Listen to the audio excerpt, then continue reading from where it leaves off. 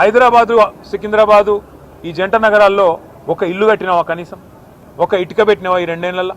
ఒక్క ఇల్లు కనీసం 2 ఏళ్ళు అయిపోయింది, చేయలేదు, మంజూరు చేయలేదు. ఒక్క కొత్త రోడ్ వేసినావా?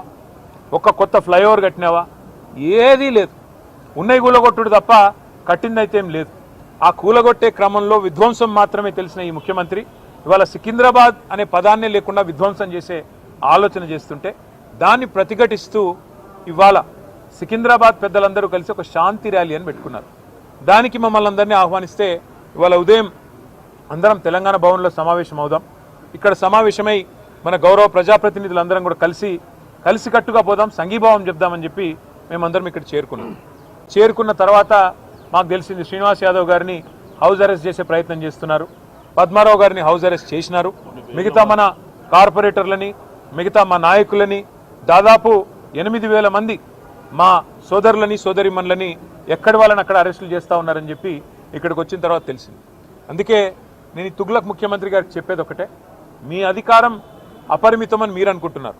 అధికారం 5 ఏళ్లకు ఒకసారి ప్రజలు రెన్యూ చేస్తే మళ్ళీ వస్తుంది తప్ప మీ ఇష్టం ఉన్నట్టు తుగ్లక్ పనులు చేస్తూ పోతుంటే అధికారం ఎవరికి శాశ్వతం కాదనేది ముఖ్యమంత్రి గారు గుర్తుపెట్టుకోవాలి.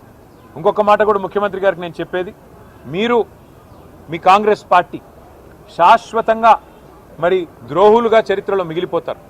తెలంగాణ అస్తిత్వాన్ని దెబ్బతీసిన ద్రోహులుగా, తెలంగాణ తల్లిని రూపుమాపి కాంగ్రెస్ తల్లిని ప్రతిష్ఠించిన ద్రోహులుగా, తెలంగాణ సంస్కృతిని తెలంగాణ అస్తిత్వానికి చిహ్నమైన కాకతీయ కళాతోరణాన్ని చార్మినార్ని తెలంగాణ ఆడపడుచులకు అత్యంత ప్రీతిపాత్రమైన బతుకమ్మని వీటిని దెబ్బతీసిన ద్రోహులుగా నీ ప్రభుత్వం నీ పార్టీ నిలబడిపోతుంది.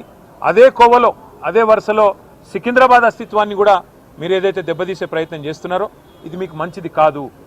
ఒకటి మాత్రం పక్కా, ఇవాళ మీరు ఈ ర్యాలీని ఏదో భగ్నం చేసి మా వాళ్ళని కొంతమందిని అరెస్ట్ చేసి మీరేదో సాధించినాము అని చెప్పి మీరు పైశాచికానందం పొందొచ్చు, కానీ ఇది తాత్కాలికం మాత్రమే.